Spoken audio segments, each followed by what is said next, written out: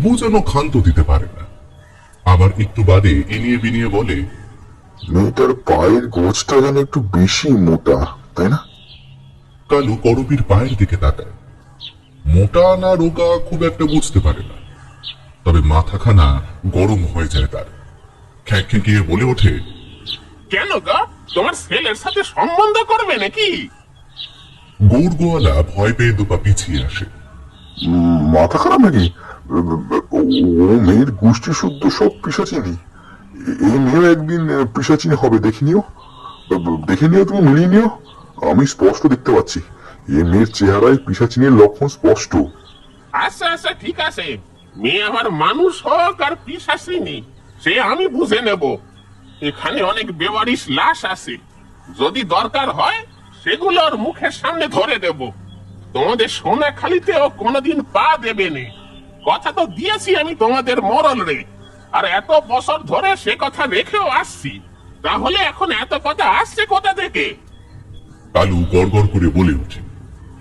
কালুর মুখে এমন সর্বনাশা কথা শুনে গৌড় আর সেখানে দাঁড়ায় না। কালু কিন্তু সত্যিই তার কথা রেখেছে। এত কালের মধ্যে সে কোনোদিন করবীকে সোনাখালীতে যেতে দেয়, কিন্তু কালু হয়তো জানতো না নিয়তি তার হাতে নেই। সারা জীবন ধরে কারোর নিয়তিকে জোর করে বেঁধে রাখা যায় না। সেদিন রাতে কালুর বুকে ব্যথা উঠল। তখন বেশ রাত। শ্মশানের শিয়ালগুলো বিনা কারণে কেঁদে চলেছে অনেকক্ষণ ধরে। কে জানে কিসের সংকেত দিচ্ছে ওরা। করবী ব্যাকুল হয়ে তাল পাতার পাখা নিয়ে হাওয়া করেই চলেছে। ছোটবেলা থেকে সেই এক ওষুধের কথাই জেনে এসেছে। যখনই তার একটু আত্র শরীর খারাপ হয়েছে, তখনই দেখেছে কালু তার মাথার কাছে বসে এমন করে পাখা নিয়ে বাতাস করেছে। সেও আস্তে আস্তে ঠিক হয়ে গেছে। কিন্তু কালুর ব্যথা যে আজ কিছুতেই কমছে না। সেই কখন থেকে সে বিছানায় কাটা পাঁঠার মতন ছটফট করে চলেছে। বাপ, বাপ তোর কি হলো বলতো? বাপ, হ্যাঁ কি হলো বলতো? আমি বরং একবার কোবরেজ দাদুকে নিয়ে আসি গে। কালুর ডেরায় কোবরেজ কখনো আসেনি, তবে শ্মশানে এসেছে সে দুই একবার। সবাইকে বলতেও শুনেছে সোনাখালীর এই কোবরেজের হাতের গুণ নাকি বড়ই ভালো। লোকজন বলেছে কোবরেজ নাকি মরা মানুষকেও জ্যান্ত করতে পারে, আর সেই জন্য আজ তার কথা বড্ড মনে পড়ছে করবীর। তবে কালু ওই অবস্থাতেও হেসে উঠল তার কথা শুনে। দূর পাগলি মেয়ে আমার, সারালের ঘরে আবার কবরেজ বদ্যি আসে নাকি রে? আমারে একটু শ্মশানকালীর খাড়া ধোয়া জল এনে দে, দেখবি আমি তাতেই ঠিক হয়ে যাব। হ্যাঁ, এই আর একটা ওষুধ আছে এখানে। কোনো অসুখ বাড়াবাড়ি হলে শ্মশানের ধারে ছোট মন্দিরটা থেকে খাড়া ধোয়া জল খাওয়ানো হয় রোগীকে। করবী এক ছুটে সেই জল নিয়ে এসে খাওয়ালো কালুকে। কিছুই তো হলো না। সে তো তেমনই ছটফট করতে লাগলো। এবার বেশ ভয় ভয় করছে করবীর। মনের ভেতর বড্ড কু ডাকছে। বারবার মনে হচ্ছে একবার কোবরেজ দাদুকে ডাকতেই হবে। এইটুকু করবী বুঝেছে কালুকে বলে গেলে সে কিছুতেই যেতে দেবে না, আর তাই সে ঠিক করলো সে না বলেই যাবে। কিন্তু দরজার দিকে এগোতেই হাঁপাতে হাঁপাতে কালু বলে উঠল, কোথায় যাস? এই তো এখানে। কালু বোধহয় মনে মনে কিছু একটা সন্দেহ করেছে। সোনাখালীতে যাস নে মা, একটা দিন একটু সবর কর, কাল দেখবি আমি একদম ঠিক হয়ে গেছি। করবী আবার পিছিয়ে এসে বসল, কিন্তু আর যে বসে থাকা যাচ্ছে না। চোখের সামনে একটা মানুষকে এতটা ছটফট করতে দেখা যায় নাকি? করবী আর কিচ্ছু ভাবতে পারল না।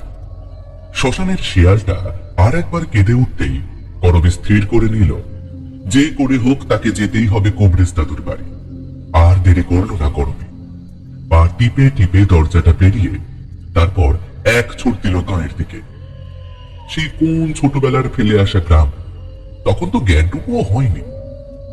না, কালু অবশ্য কোনো কথাই লোকায়নি করবীর কাছ থেকে।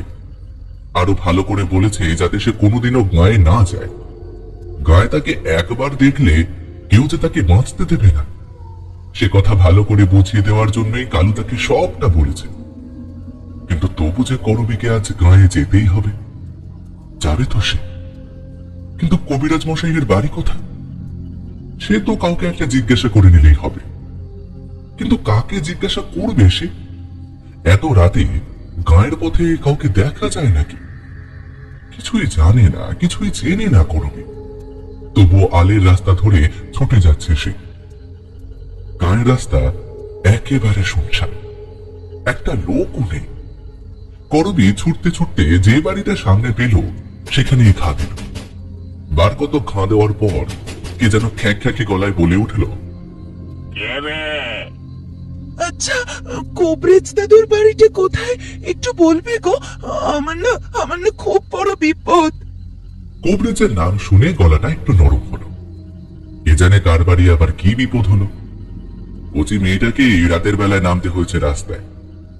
ঘুম জড়ানো গলায় যতটা নরম করে বলা যায় ততটা নরম করে বলল, ওই যে মাঠের পাশ দিয়ে চলে যাও, একটা বট গাছ তলায় শিবের থান পাবে, তার পাশেই কবরেজের বাড়ি আছে।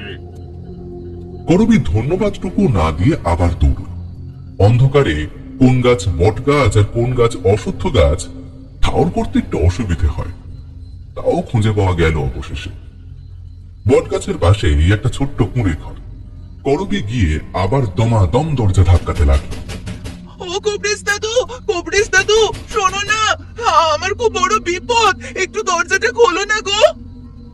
কেউ দরজা খুলল না। করবি আবার দরজা ধাক্কা দিল, কেউ কোনো সাড়া দিল না। কিন্তু মনে হলো একটা চাপা গোঙানি ভেসে আসছে ওপার থেকে। খুব কান পেতে শুনলে মনে হচ্ছে কেউ যেন কাতরাচ্ছে দরজার ওপার থেকে। করবি কি ভাবলো কে জানে, দরজাটা জোরে ঠেলতে লাগলো। অনেক দিনের পুরনো দরজা বোধ হয়। বেশিক্ষণ করবীর এই অত্যাচার আর সহ্য করতে পারল না। দরজাটা দুহাত করে খুলে গেল। আর দরজা খুলতেই একটা বিভৎস দৃশ্য। উঠোনে পড়ে আছে কোবরেজ, আর তার পেটটা কে যেন চিরে ফালা ফালা করেছে। এখনো জ্ঞান আছে কোবরেজের, মাটিতে পড়ে ছটফট করছে। কোনো আওয়াজ বের হচ্ছে না মুখ দিয়ে, তবে শরীরটা কেঁপে কেঁপে উঠছে। করবি ছুটে গেল। কি হলো কোবরেজ দাদু? তো তোমার এই অবস্থা কে করেছে? করবীর চেঁচামেচি দরজা ধাক্কানো এর জন্যই হয়তো ঘুমটা ভেঙে গিয়েছিল কানাইয়ের।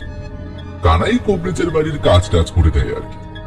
রাত বিরেতে রোগীর তলবেলে গরুর গাড়ি চালায়, আবার খলপোঁতা দিয়ে ওষুধ বেশাইয়ের কাজও করে।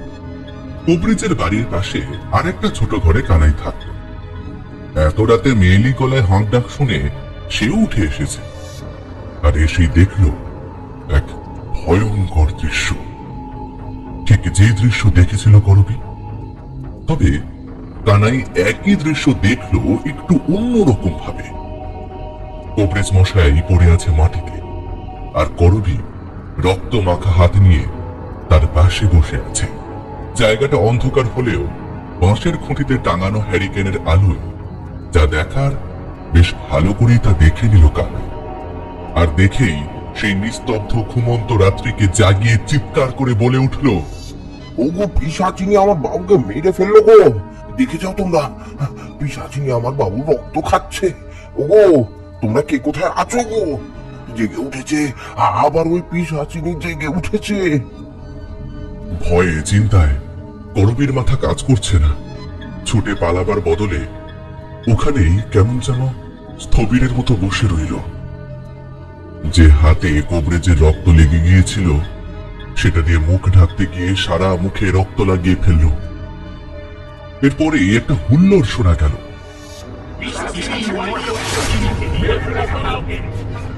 করবীর ওপর আজন্ম রাগ ছিল সোনাখানি।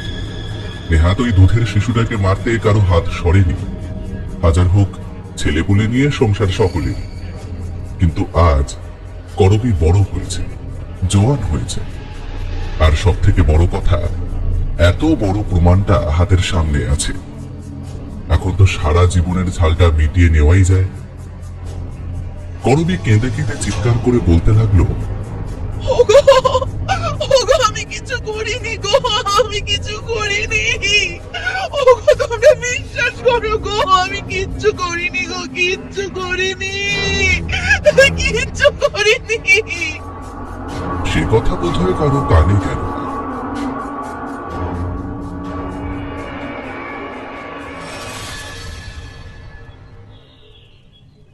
সকাল থেকে কালু হন্যে হয়ে খুঁজছে করবীকে, কোথাও নেই মেয়েটা।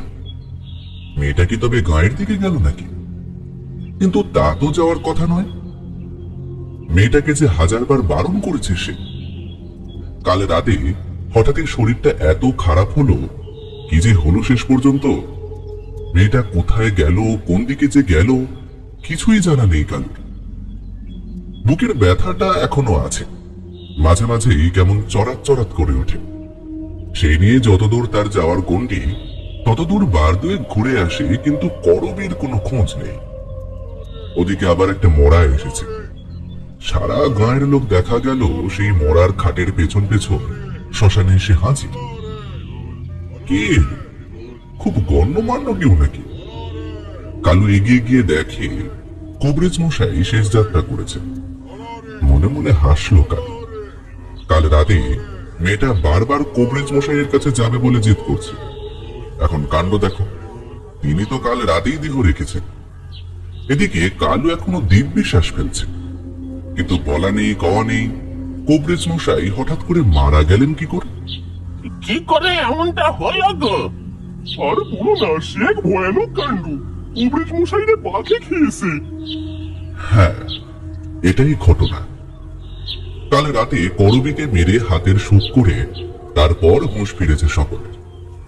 কবরেজ মশাইয়ের মরা শরীরটার পাশে স্পষ্ট বাঘের পায়ের ছাপ। সকাল হতে না হতে দুটো ছাগল আর একটা গরুকে টেনে নিয়ে যাওয়ার খবর চলে এসেছে। সারা গ্রামে এখন ক্যানেস্তারা পেটানো হচ্ছে, কে জানে কোথায় ঘাপটি মেরে বসে আছে বাঘটা। সোনাখালীতে বাঘ আসে না বড় একটা, সে প্রায় 50 বছরে এরকম ঘটনা ঘটে একটা আধটা। এটা বোধ হয় সেরকমই একটা ঘটনা। সকাল হতেই সবাই বুঝে গিয়েছে ভুল হয়ে গেছে, করবীর কোনো দোষ ছিল না। কিন্তু তখন আর ভেবে কি হবে? মেয়েটাকে তো ততক্ষণে মেরে প্রায় আধমরা করে দিয়েছে।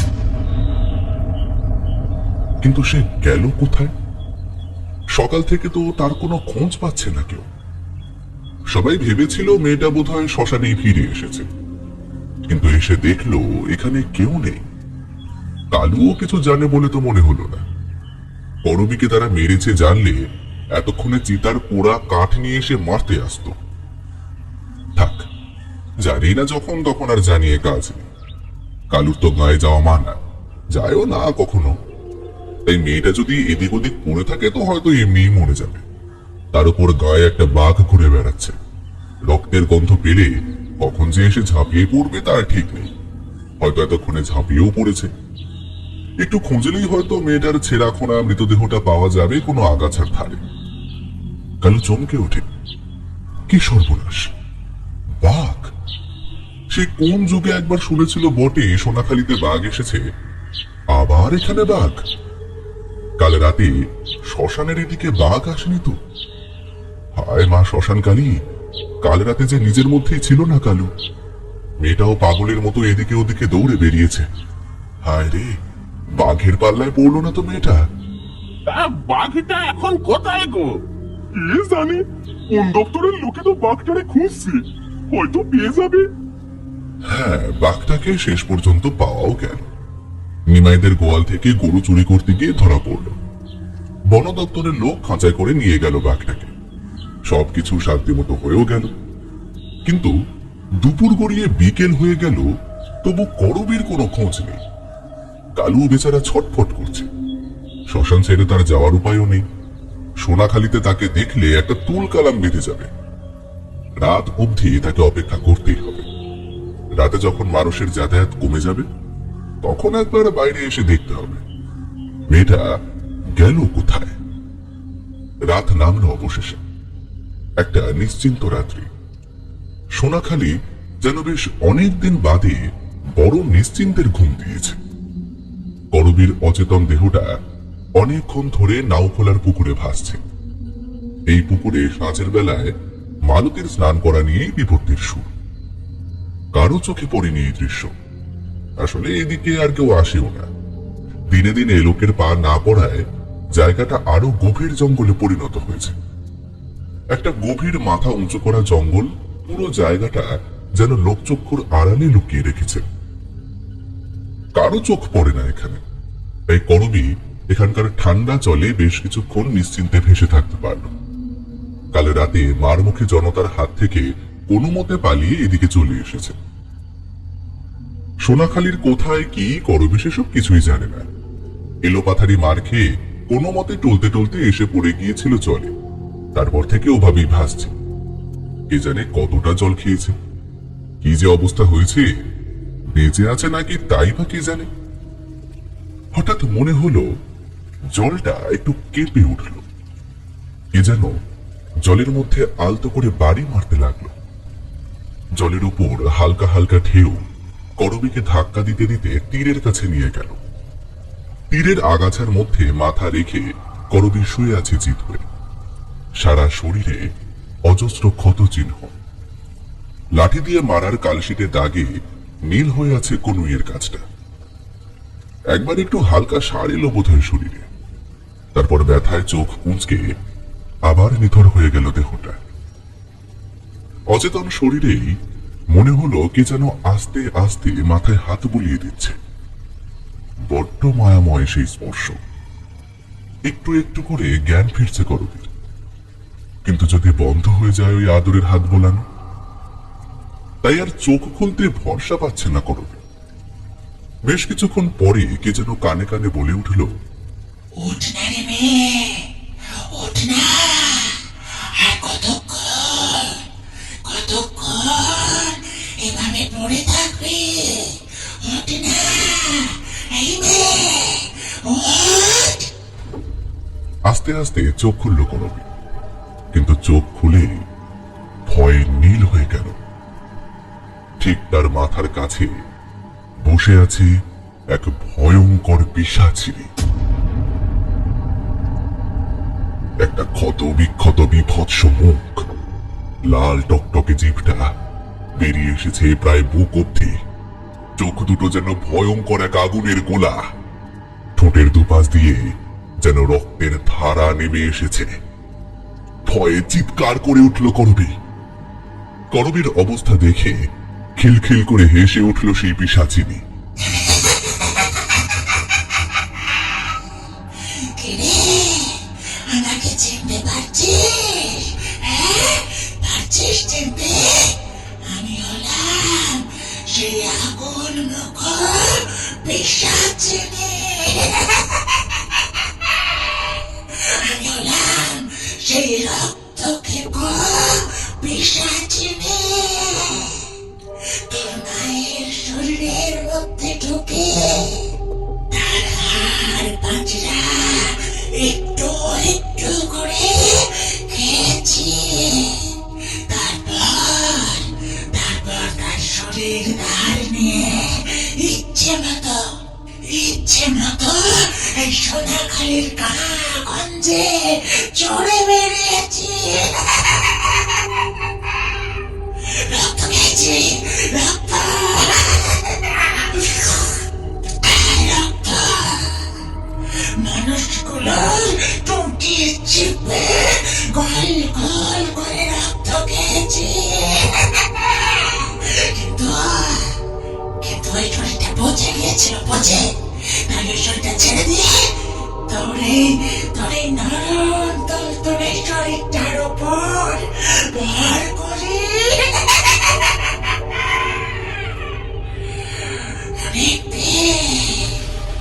অনেকদিন ছিলাম নিশ্চিন্তে তোর এই শরীরের মধ্যে। তোর বাবরা আমার জন্য নরম নরম তোলে বাচ্চাদের দৌড়ে এনে দিতাম। আমি খপাত করে তাদের মুন্ড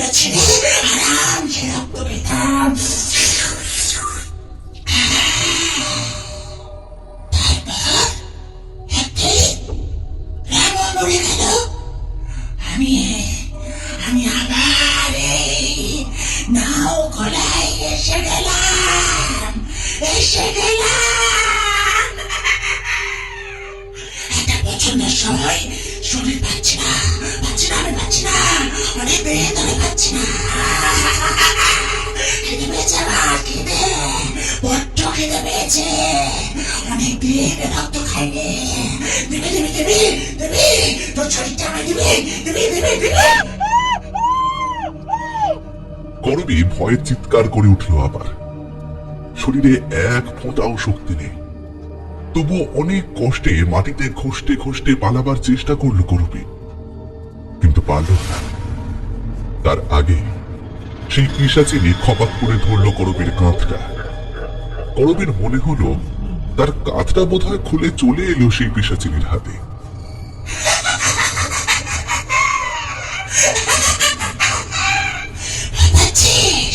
ভয় পাচ্ছিস নাকি?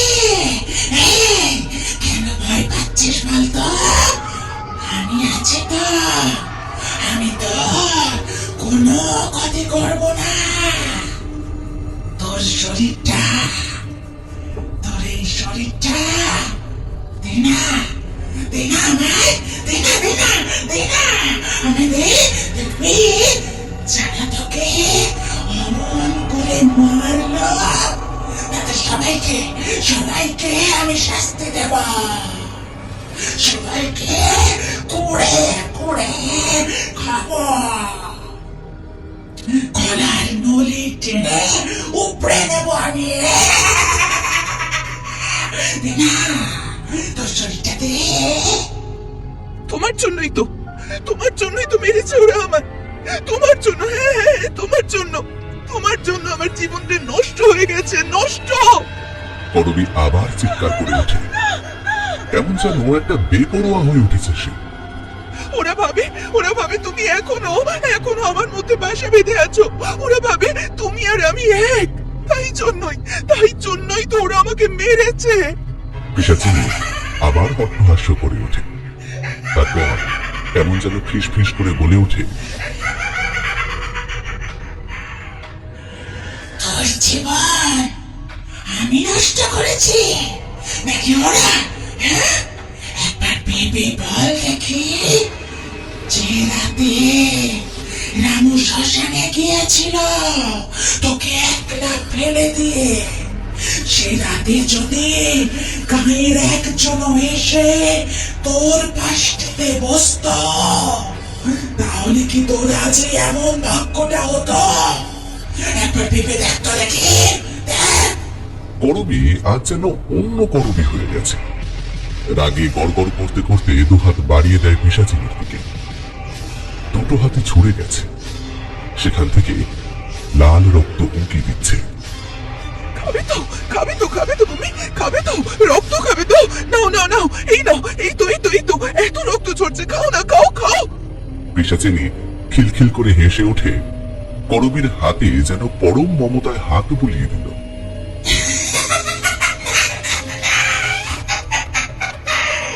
এই রক্ত খাবো না আমি রক্ত। এই শরীরে আমি একটা বছর ছিলাম। বড্ড মায়া হয়ে গেছে। আমি ওদের রক্ত খাবো, ওদের।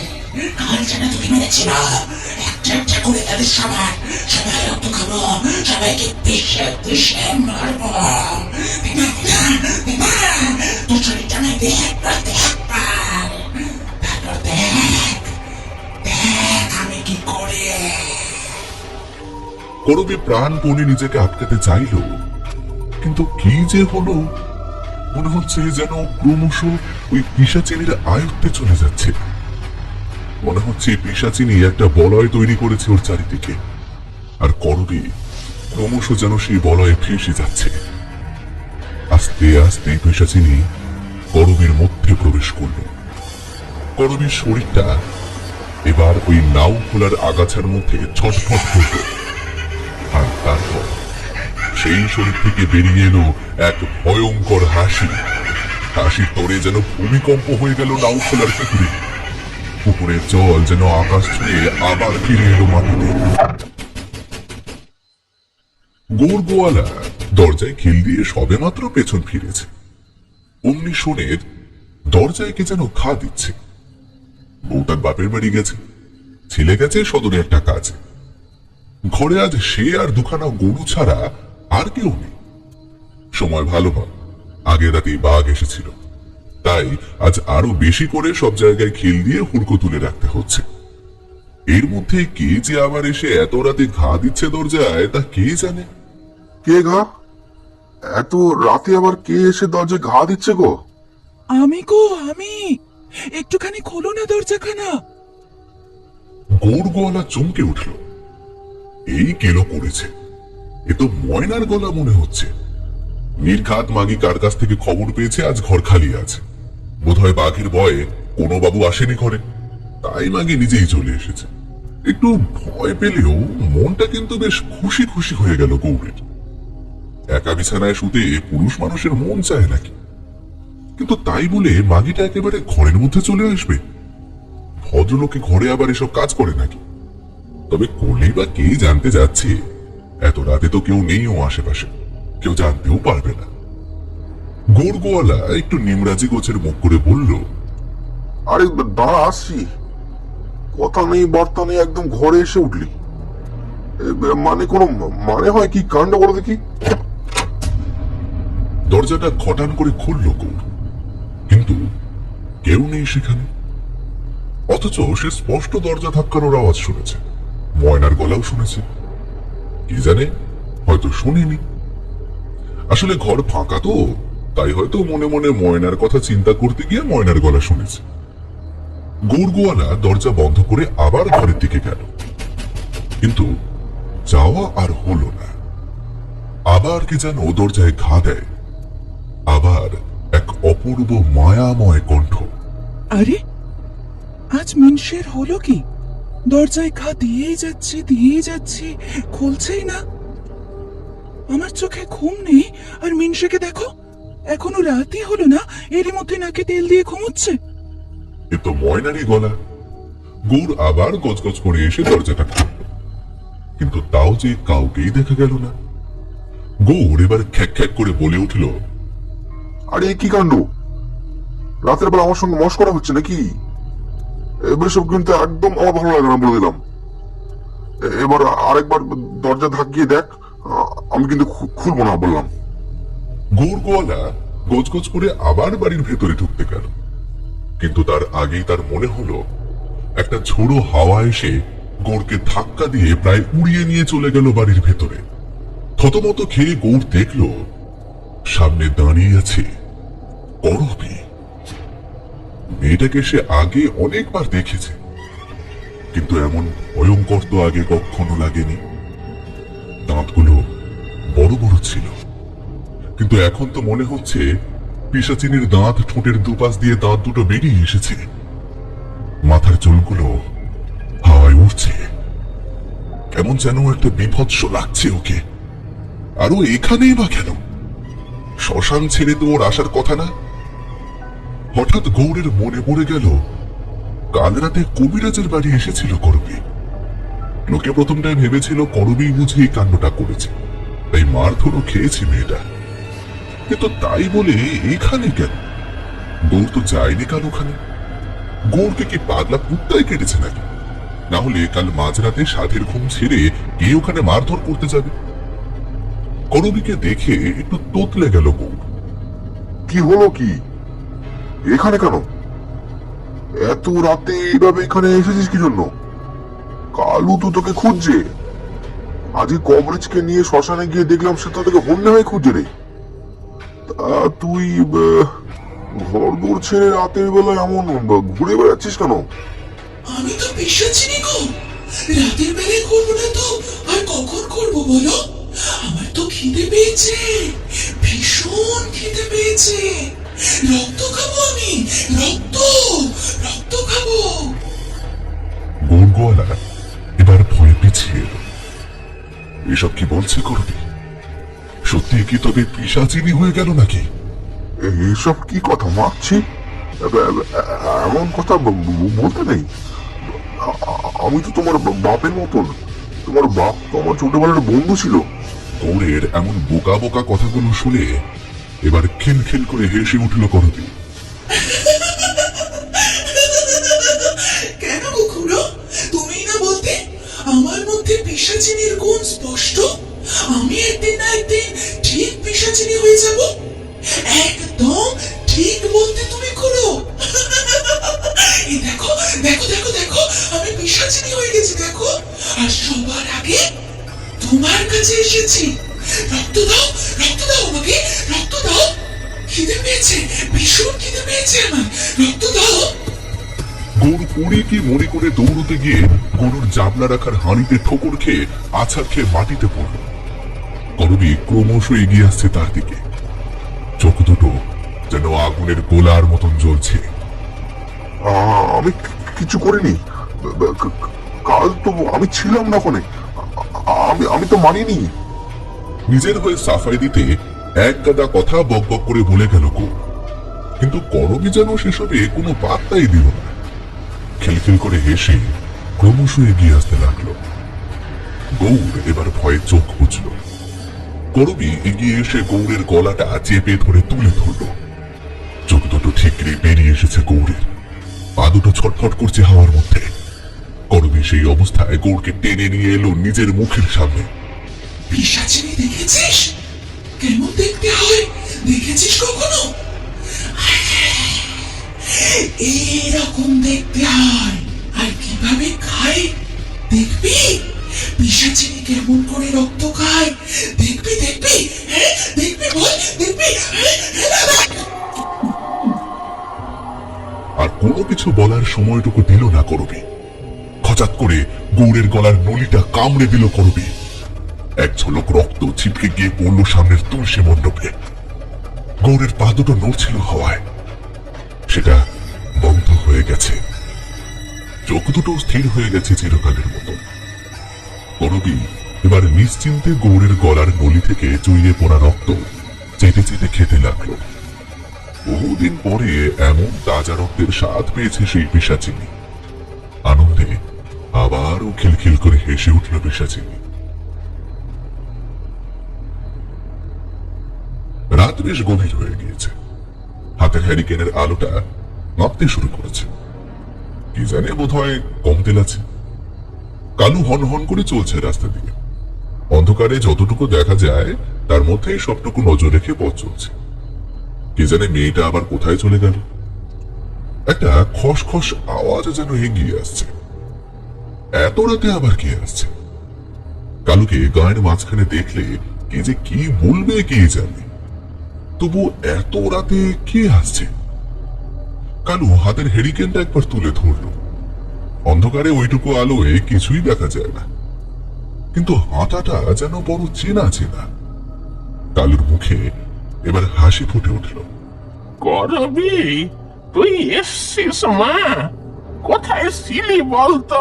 সেই কখন থেকে তোরে খুঁজছি। কিন্তু মেয়েটা যত এগিয়ে আসছে তত যেন ভয়ে আমসি হয়ে গেল কালু।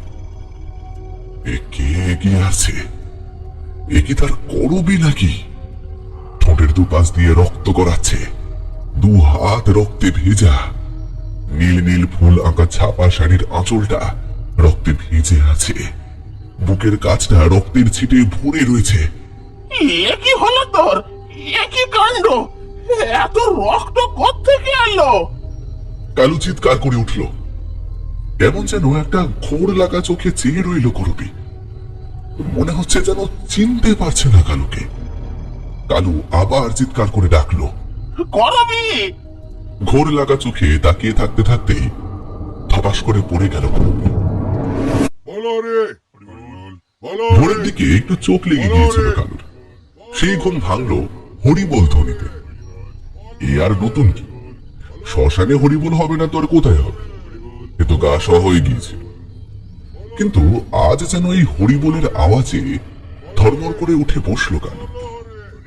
কিছু একটা ভয়ানক ঘটনার আভাস আছে যেন এই আওয়াজে। কালু আস্তে আস্তে এগিয়ে এলো শ্মশান যাত্রীদের দিকে। সবার মুখ যেন অসম্ভব থমথমে। গৌড়ের ছেলে সকলের আগে মালসাটা ধরে দাঁড়িয়ে আছে। বোঝাই যাচ্ছে কে মারা গেছে। তবু যেন নিজের মনের শান্তির জন্য কালু জিজ্ঞেস করলো, কে গেল গো? মতি কোয়ালা কেমন যেন থমথমে মুখে বলল, গৌর মরেছে। মা শ্মশানকালী রক্ষা করুক। কি হয়েছিল গো? মতি কোয়ালা কিছু বলল না, শুধু আলতো করে গৌরের উপরে চাপা দেওয়া সাদা চাদরটা সরিয়ে দিল। পুরো শরীরটা কেউ যেন কুটি কুটি করে ছিঁড়েছে। অর্ধেক জায়গায় মাংস নেই, চোখ দুটো এখনো কেমন একটা বিভৎস ভাবে চেয়ে আছে। চোখের মনি দুখানা যেন অনেকখানি ঠেলে বেরিয়ে আছে। এখনো যেন চোখ দুটোতে একরাশ ভয় আর আতঙ্ক লেগে আছে। কালুটা আঁতকে উঠল। এমন একটা কিছু এসে আশঙ্কা করেছিল। করবিকে কাল সে বাড়ি ফিরিয়ে এনেছে, কিন্তু মেয়েটার জ্ঞান এখনো ফেরেনি। কোনো মতে একটা চাদর দিয়ে ঢেকে রেখেছে মেয়েটাকে। কেউ যদি তার ঘরে ঢুকে খোঁজ করে, এখনো করবীর হাতে গৌরের রক্ত দেখতে পাবে। না না, এদের এই আশঙ্কাগ্রস্ত মুখগুলোকে একটু অন্যদিকে ঘোরাতে হবে। কালু একটু ভয় ভয় মুখ করে বলল, বাঘটা আবার কাল এসেছিল নাকি গো? মতি গোয়ালা চুপ করে রইল। আগের দিন সবাই করবীকে মিথ্যে সন্দেহ করে মেরেছে, ব্যাপারটায় সবাই যথেষ্ট অনুতপ্ত। কিন্তু এবার তো তেমন নয়। অনেক খোঁজাখুঁজির পরেও আশেপাশে কোথাও বাঘের পায়ের ছাপ খুঁজে পায়নি। অবশ্য করবীকেও তারা কোথাও দেখতে পায়নি। তোমার মেয়ে কোথায় গো কালু? তার কোনো খোঁজ পেয়েছো? কালু তাড়াতাড়ি মনে মনে একটা হিসেব করে নিল। মেয়ে ফেরেনি বললে ওরা ধরেই নেবে এটা করবীর কাজ, আর মেয়ে ফিরে এসেছে বললে ওরা নির্ঘাত একবার দেখতে চাইবে। কোন দিকে যে যায় কালু, হে মা শ্মশানকালী রক্ষে করো।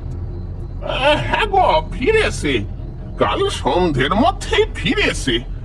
তবে গায়ে বড্ড জ্বর, কথা বলতে পারছে না, মাথাও তুলতে পারছে না। বেশ বুঝে শুনে হিসেব করে বলল কথাখানা। এমন করে বলল যে তাতে ব্যাপারখানা স্পষ্ট যে কাল সন্ধ্যের মধ্যে করবী ফিরে এসেছে, আর তার শরীর খুব একটা ভালো নয়, তাই তার সাথে দেখাও করা চলবে না। মতিকোয়ালা চুপ করে রইল। মনে হয় খুব ভালোভাবে বিশ্বাস করেছে কথাটা, আর করারই কথা। কালু জানে না, কিন্তু মতি তো জানে এই মারটাই না মারা হয়েছে মেয়েটাকে। জ্বর আসা স্বাভাবিক, মাথাটা তুলতে না পারাটাও স্বাভাবিক। আর কালু এখনো চেলা কাঠ নিয়ে তেড়ে আসছে না মানে করবী কিছু বলে, হয়তো বলার অবস্থাতেও নেই। কিন্তু তবু তো একটা প্রশ্ন থেকেই যায়, করবী কিছু না বলুক, ওর শরীরে আঘাতের চিহ্নগুলো তো আছে, তবু সে ব্যাপারে কালু তো কিছু বলছে না। যাকে না বলাই ভালো। মতিগোয়ালা আর কথা না বাড়িয়ে বলল, আর এসব নিয়ে ভেবে কি লাভ? তুমি বরং চিতা সাজাও। গৌরটা শেষ সময়ে বড্ড কষ্ট পেয়েছে গো, ওকে আর অপেক্ষা করিও না। কালু আর সেখানে বেশি দাঁড়ালো না, তাড়াতাড়ি কাজ শুরু করে দিল। লোকে বলে কথায় কথা বলে, কখন আবার কি মুখ ফসকে বেরিয়ে যায়। কিন্তু কথা বলার লোকের তো আর অভাব নেই। কবরেজ মশাই অকালে চলে গিয়ে কানাই একদম পথে বসে গেছে। সত্যি কথা বলতে কোনো বাধা নেই। এতকাল কবরেজ মশাইয়ের সাথে থেকে থেকে তার হাত যশ কিছু কম নয়, কিন্তু সেই কথা আর কে শুনছে? কানাই একদিন লোকের বাড়ি বাড়ি রোগী খুঁজে বেরিয়েছে, কিন্তু কেউই তার কাছে ওষুধ নেয়নি। এখন চোখের সামনে একখানা রোগী পেয়ে কানাই আর থাকতে পারল না। একেবারে হুড়মুড়িয়ে এসে বলল, ও মা, মেয়েটার জ্বর এসেছে নাকি? তা আমি একবার দেখবো নাকি নারী? হ্যাঁ, কবরেজ মশাইয়ের দেওয়া ভালো ওষুধ আছে আমার কাছে। গেল পরশু যেদিন কবরেজ মশাইকে বাগে খেলো, সেদিন তো এসেছিল মেয়েটা। এই অব্দি ঠিক আছে, এর বেশি বললেই এক্ষুনি লঙ্কা কাণ্ড বেঁধে যাবে। মতি তাড়াতাড়ি হাত বাড়িয়ে কানাইকে থামাতে গেল, কিন্তু ততক্ষণে যা হওয়ার তা হয়েই গেছে। কানাই হড়বড়িয়ে বলতে লাগলো, আহা, মেয়েটাকে যা পিটালো সবাই মিলে। জ্বর আসাটাই তো স্বাভাবিক। আসলে বাবুর এমন দেহখানা দেখে তো আর মাথা ঠিক রাখতে পারিনি।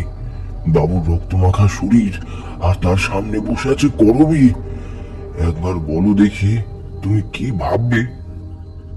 মুহূর্তে পায়ের তলার মাটিটা তুলে উঠল কালুর।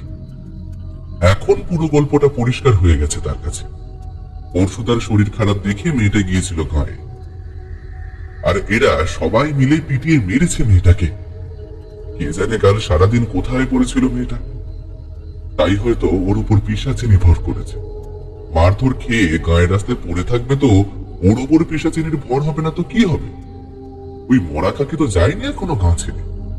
রামর তারা খেয়ে নিজের আস্তানায় সেঁধিয়ে গিয়েছিল, এখন আবার করবীকে রাতের বেলায় একলা পেয়ে ভর করেছে। সেই শেষ করেছে গৌর গোয়ালাকে, বেশ করছে। এই গাঁয়ের মানুষগুলোর এইভাবেই মরা উচিত। এরা কারো কথা শুনতে চায় না, কারো দুঃখও বুঝতে চায় না, এদের এরকম ভাবেই মরা উচিত। কালু এবারে চোয়াল শক্ত করে বলল, এ মরা এখানে পুরবে না, ওরে এখান থেকে নিয়ে যাও। সকলে হাঁ হয়ে গেল। এ কি বলে কালু?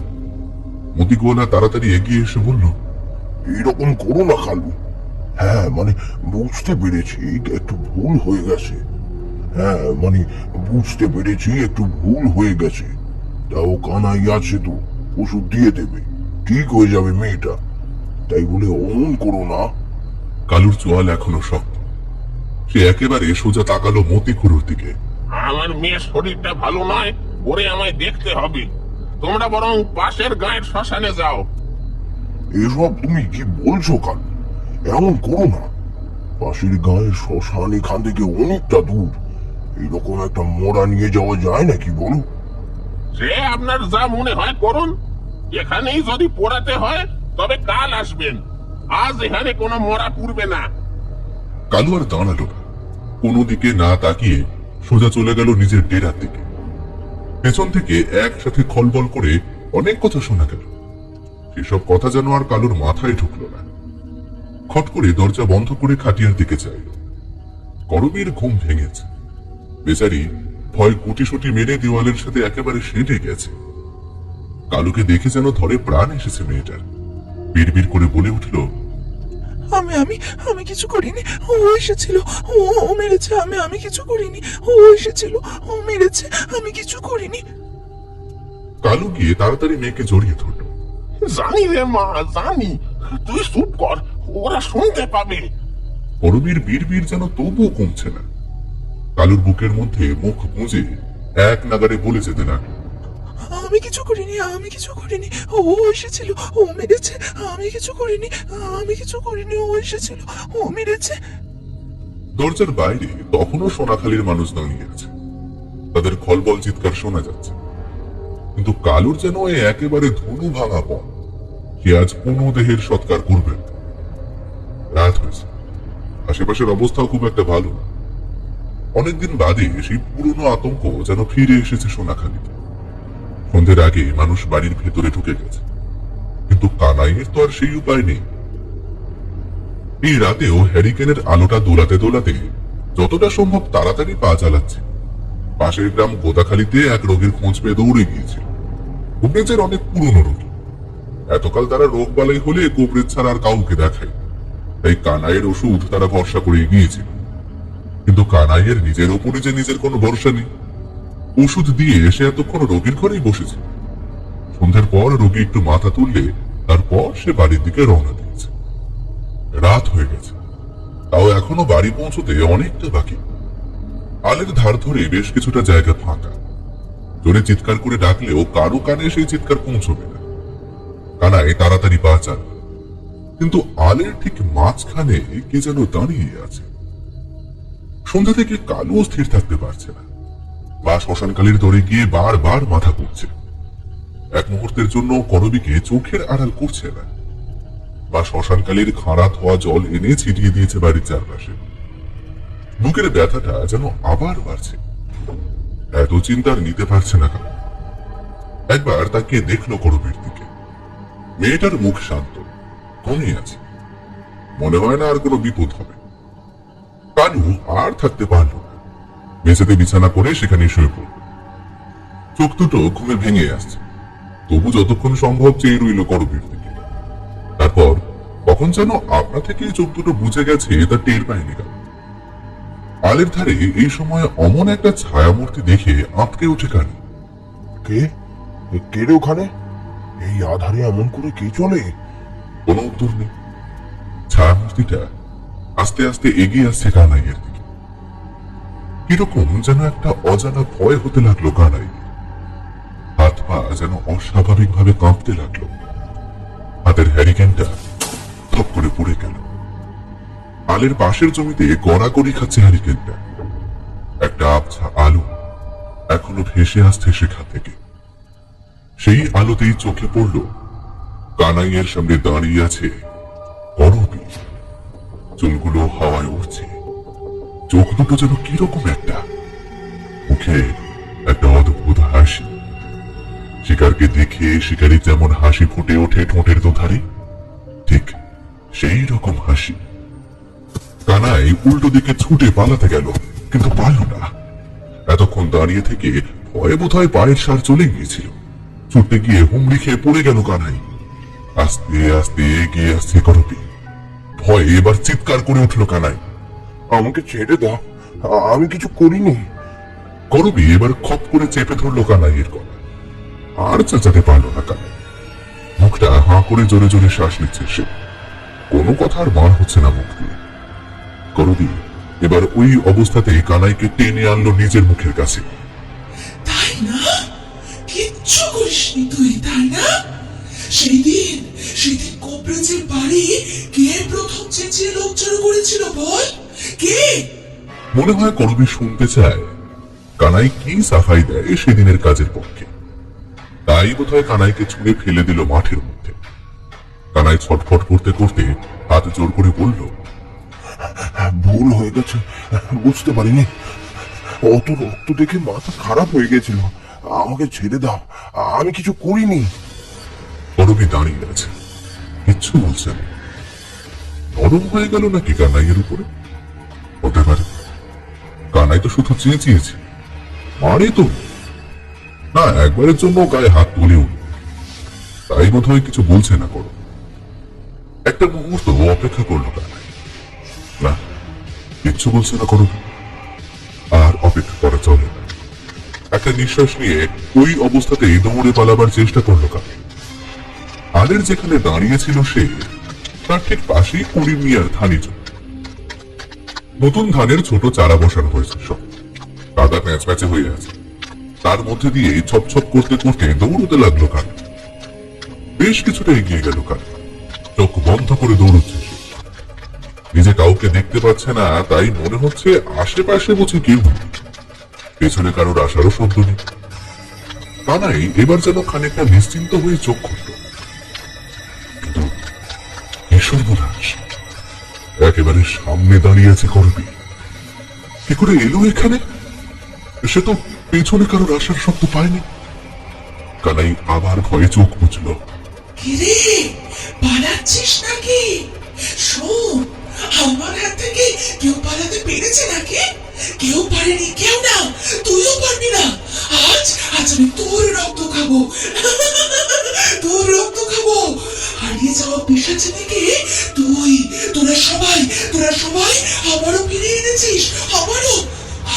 আর কারোর নিস্তার নেই তো এবার? কারোর নিস্তার নেই। আজ তোর রক্ত খাবো আমি। তোর রক্ত খাবো। কানাই আবার তড়বড় করে কিছু একটা বলতে চাইল, কিন্তু তার আগে আবার করবীর থাবা বসলো কানাইয়ের গলায়। মুখটা আবার আগের মতো হা হয়ে শুধু শ্বাস বের হতে লাগলো তার। কোনো শব্দ বের হলো না। পাতা হাওয়ার মধ্যে যেন সাঁতার কাটছে। করবী এবার আবার তার মুখটা কানাইয়ের কানের সামনে নিয়ে গিয়ে বলল, চিন্তা করিস না, একটু লাগবে। তারপর আর কোনো হুঁশ থাকবে না তোর। কোনো কষ্ট হবে না তোর। কোনো কষ্ট হবে না। কানাইয়ের পাটা আবার জোরে জোরে হাওয়ার মধ্যে সাঁতার কাটতে লাগলো। মনে হয় যেন অনেক কিছু বলতে চাইল সে, কিন্তু কিছু বলার আগেই করবী কচ করে ঠিক গলার নলিটার কাছে কামড় বসালো। আর কোনো কথা বলা হলো না কানাইয়ের। দেহটা আরো দু একবার কাঁপলো, পাটা আরো দু একবার হাওয়ায় সাঁতার কাটলো। তারপর সব চুপচাপ। করবী, করিম মিয়ার খেতে বসেই নিশ্চিন্তে কানাইয়ের শরীরের রক্ত চেটে চেটে খাচ্ছিল করবী। হঠাৎ এই অন্ধকারে এরকম একটা ডাক শুনে চমকে উঠল সে। কালু ছুটে এসেছে আরো একবার সোনাখালীর মাঠে। দুর্বল অশক্ত শরীরে তখন যেন নিজের অজান্তেই ঘুম চলে এসেছিল কালুর। ঘুম ভেঙেই দেখে খাট ফাঁকা। সারাদিন যে মেয়েটা একবারের জন্য উঠে বসেনি, রাতের অন্ধকারে কি যেন এক অদৃশ্য নেশায় এতটা রাস্তা ছুটে এসেছে মেয়েটা। কালু 2-3 বার ঘন ঘন নিঃশ্বাস নিয়ে আর একবার ডেকে উঠল। করবি এ তোর কি হলো? করবি এবার ঘোর লাগা চোখে নিজের হাতে লেগে থাকা রক্ত দেখল, চারিদিকে ছড়িয়ে থাকা কানাইয়ের দেহের অংশ দেখল। তারপর ঘেন্নায় মুখ বিকৃত করে ছুটে এলো কালুর দিকে। সেই রক্ত মাখা হাতে কালুকে জড়িয়ে ধরে বিড়বিড় করে বলতে লাগলো, আমি কিছু করিনি। ও এসেছিল, ও ও এসেছিল, ও মেরেছে। আমি কিছু করিনি, আমি কিছু করিনি। কালু একটা লম্বা দীর্ঘশ্বাস ছেড়ে বলল, চুপ কর, কিছু হবে না, আমি তো আসি, কাউরে কিছু বলবি না। করবিকে পাশে সরিয়ে দিয়ে কালু নিজের কাজে বসল। কানাইয়ের ছড়িয়ে ছিটিয়ে থাকা দেহের অংশগুলো একটা পুটুলিতে জড়িয়ে নিয়ে রওনা দিল শ্মশানের দিকে। করবি পেছন পেছন যাচ্ছে গুটি গুটি পায়ে। এখনো তার হাত থেকে ফোঁটা ফোঁটা রক্ত পড়ছে চুইয়ে চুইয়ে। সেদিকে মেয়েটার কোনো হুঁশ নেই, শুধু বিড়বিড় করে বলে চলেছে একটাই কথা, ও এসেছিল, ও এসেছিল, ও মেরেছে। আমি কিছু করিনি, আমি কিছু করিনি, আমি কিছু করিনি। ও এসেছিল, ও মেরেছে, ওকে মেরেছে। আমি কিছু করিনি। কানাইকে আর খুঁজে পাওয়া গেল না গ্রামের কোথাও। শুধু তার হ্যারিকেনটা পড়ে থাকতে দেখা গিয়েছিল করিম মিয়ার ক্ষেতে। ক্ষেতের বেশ কিছুটা জায়গার ধানের চারা মাটিতে শুয়ে আছে। মনে হচ্ছে যেন এখানের বেশ কিছুটা জায়গায় যুদ্ধ চলেছে, কিন্তু আর তো কিছুই প্রমাণ নেই। শুধু সন্দেহই হয় সবার, কিছুই প্রমাণ করতে পারে না।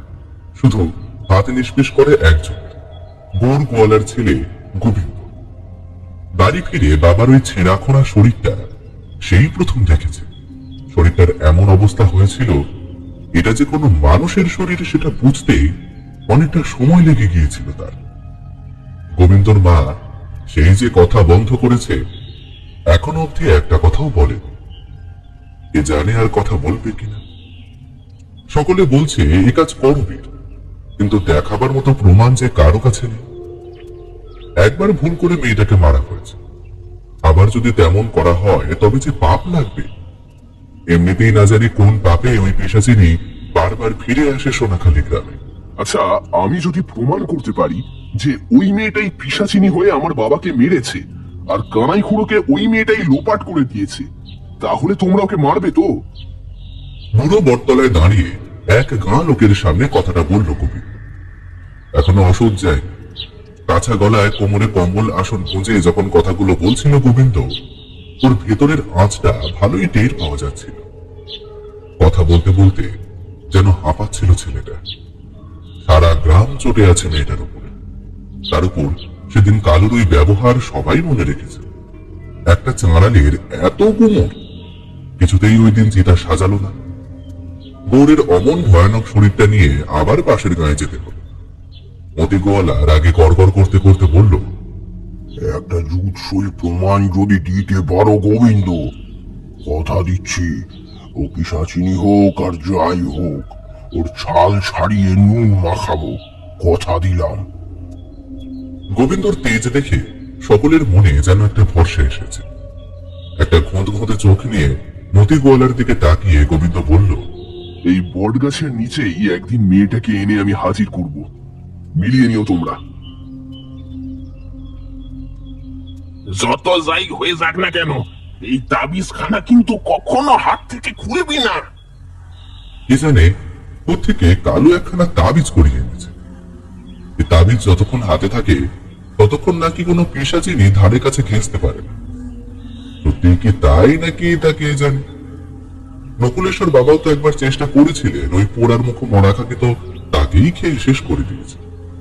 কিন্তু এবারে তাবিজ নাকি খুব শক্তিশালী, একবার হাতে বাঁধলে একেবারে নাকি শরীরের অঙ্গ হয়ে যায়, কেউ নাকি খুলতে পারে না। তবে যে বেঁধেছে সেই যদি খুলে ফেলে তবে এ তাবিজের গুণ নাকি নষ্ট হয়ে যায়।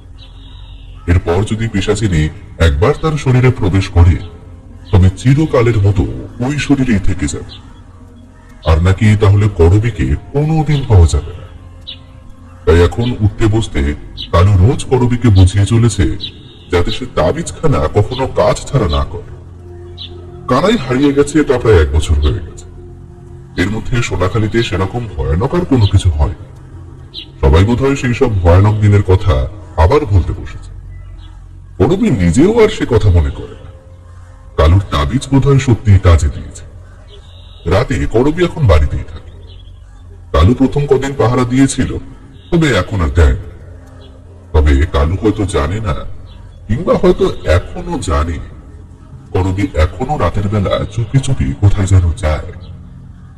নেউলা নদীর ধারে রাতের বেলায় দেখা যায় দুটো ছায়া মূর্তি। রাতের অন্ধকারের মধ্যে মিশে আছে দুটো ছায়া মূর্তি। দূর থেকে করবীর খিলখিল হাসির শব্দ শোনা যাচ্ছে। চারালের মেয়েকে বিয়ে করবে এ কথা তোমার বাড়িতে তুমি জানিয়েছো? চাঁড়ালের মেয়ে কোথায়? তুমি তো রামু কাকুর মেয়ে। ওসব কি কাণ্ড হয়েছিল, তাই তোমাকে কিছুদিন কালু ডোমের বাড়ি থাকতে হয়েছিল। তাতেই বুঝি তুমি চাঁড়ালের মেয়ে হয়ে গেলে? করবী কিছুক্ষণ মাথা নিচু করে থাকে। অনেক কথা বলার আছে তার। সেদিন ওই পিশাচিনী গোবিন্দর বাবাকে মেরেছিল পিশাচিনী, কিন্তু শরীরটা তো তার ছিল। সব কথা তো বলা দরকার, কিন্তু সেই কথা বললে যে গোবিন্দ আর তার থাকবে না। এই 1 বছরে যে অনেক কিছু বদলে গেছে। কি করে যে এই অভিশপ্ত জীবনেও প্রেম এলো তা ভগবানই জানে। হ্যাঁ ঠিক আছে, যে কথাটা সে বলতে চায় সে কথা তো অন্যভাবেও বলা যায়। করবী এবার একটু ঢোক গেলে বলল,